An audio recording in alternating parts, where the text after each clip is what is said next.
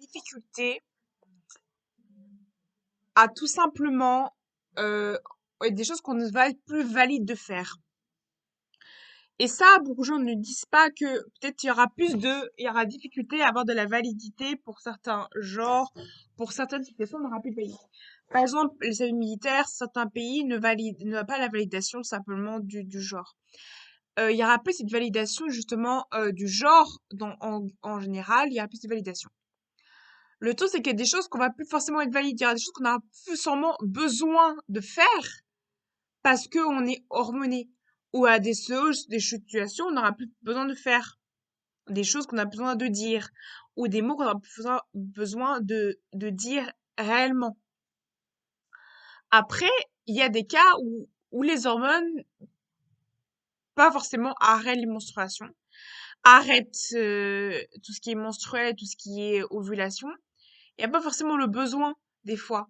Des fois, il y a des gens qui n'ont pas forcément besoin d'exprimer leur féminité, exprimer la masculinité aussi, ce qui est incroyable. Et aussi, ils ont aussi des cas de personnes qui décident de garder, de être hormonées, mais qui décident de pas utiliser des bloqueurs, mais d'utiliser, tout simplement, décider de plutôt garder les menstruations.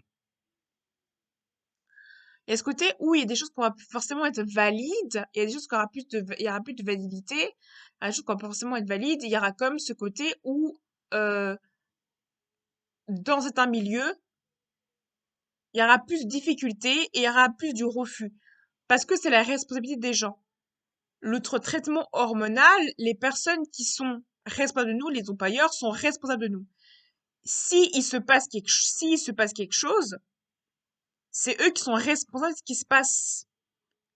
C'est-à-dire que si jamais certains employeurs ne peuvent pas prendre la responsabilité du fait que vous êtes hormoné, ou peut pas prendre la responsabilité du fait où même les personnes qui sont pas hormonées mais qui sont avec les personnes trans ou personnes de genre différents, on ne peut pas euh, même les écoles qui refusent, c'est parce que ils ne peuvent pas prendre la responsabilité de quelqu'un qui est hormoné.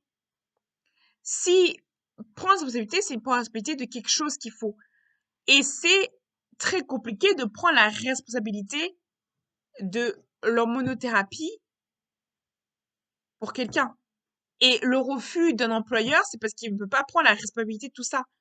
Votre employeur, tant que vous êtes dans le milieu, dans l'endroit où l'employeur est, quand vous travaillez, c'est l'employeur qui est responsable de vous. Quand c'est une école, c'est responsable de l'établissement ou l'école. Si l'école refuse, ce n'est pas discriminant parce qu'il ne peut pas prendre la responsabilité de vos actes. Il ne peut pas prendre la responsabilité des hormones parce qu'il ne connaît pas et ça peut être dangereux pour vous. Imagine votre employeur ne connaît pas les risques que vous avez. On prend les hormones ou l'école ne prend pas. Ça peut être dangereux pour vous. Et c'est pas safe. Ça veut dire que ce qu'il faut, c'est prendre la responsabilité de l'employeur. C'est-à-dire que votre refuse ou que personne, par exemple, quelqu'un refuse un emploi, un logement, c'est parce que c'est la responsabilité. C'est-à-dire que si il peut pas prendre la responsabilité de tout ça, et aussi il ne connaît pas. Et des fois, certains milieux artistiques considèrent ça comme du dopage. Certains sont obligés d'arrêter les hormones pour avoir un milieu artistique. Certains sont obligés de ne pas prendre les hormones parce qu'ils sont artistiques. Et certains ont des difficultés. Et certains euh, concours qui sont refusés. Il y a des choses qui sont refusées. Il faut accepter que il faut accepter dans le traitement hormonal, il faut accepter qu'il y a des choses qu'on ne sera plus forcément valides et à accepter aussi qu'il y a des choses qu'on va nous refuser parce que ça fait partie de mon thérapie. Et des choses qu'on ne peut plus faire, et des choses qu'on va pas forcément faire, qu'on ne peut plus faire, des mots qu'on peut plus dire, des choses qu'on ne peut plus assumer parce que on n'est plus out ou in. Et des moments où on sera out et des moments où on sera in. Et il faut accepter ça et il faut accepter qu'il y a des milieux sociaux où il faut se protéger et qu'on peut pas forcément dire parce que ça peut être dangereux pour nous. Le milieu artistique n'est pas forcément n'accepte pas forcément les personnes non binaires certains milieux acceptent la non-binarité, d'autres n'acceptent pas. On peut pas généraliser les milieux artistiques. Mais certains milieux artistiques refusent que tu danses parce que c'est considéré comme du dopage. Et des milieux considérés comme du dopage, c'est considéré comme du dopage, c'est considéré comme instrumentation. Et certaines personnes cis qui sont artistes considèrent que vu qu'ils ont monnaie, il y a quelque chose en plus. Disiez-vous que votre corps en tant qu'artiste n'est pas pareil que quelqu'un qui est pas hormoné? C'est pas pareil. Vous avez une prise de muscle, et elle est rapidement, il y a les graisses qui partent. J'ai bugué. Ce qui fait que ça peut être problématique. C'est pour ça que tout simplement, il faut faire attention de comprendre,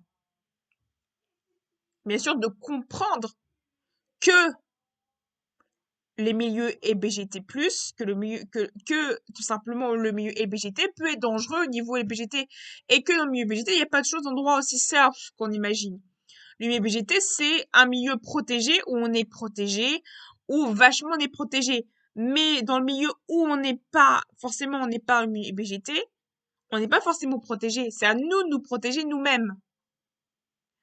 Parce que, et c'est à nous de prendre responsabilité. Des fois, les personnes, les médecins, les intervenants ne sont pas toujours informés et avoir l'expérience. La seule personne, c'est ça que je dis simplement que notre expérience a plus de valeur que les médecins. Parce que nos expériences sont sentimentales. Et des fois aussi, ça peut être simplement, il faut accepter que des choses qu'on ne peut plus faire, quelque chose qu'on peut, par exemple, le service militaire, c'était considéré comme invalide. On a un trouble. C'est un trouble de dysphorie de genre. C'est un trouble.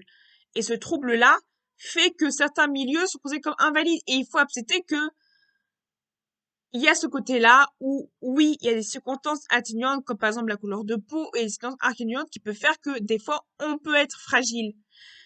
Il y a des circonstances atténuantes qui peuvent faire qu'on peut être fragile. Il y a des circonstances atténuantes qui fait qu'on peut être fragile, qu'on peut être susceptible à certaines choses. Et ça, on nous dit pas.